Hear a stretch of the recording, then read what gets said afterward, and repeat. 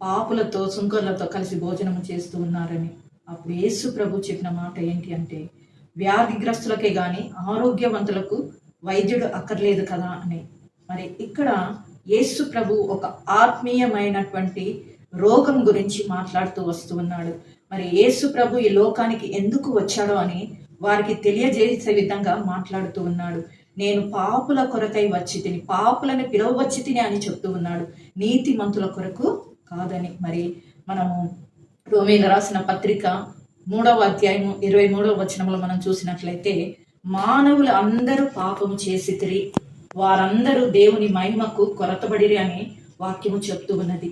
మరి ఈ రీతిగా మరి దేవుడు మరి తన జీవిత ప్రయాణంలో ఈ లోకానికి వచ్చి తన పరిచర్యలో ఎంతో మంది పాపుల రక్షణ కొరకై ఆయన ప్రయాసపడుతూ, వారితో స్నేహం చేస్తూ, వారితో కలిసి భోజనం చేస్తూ ఎంతో మంది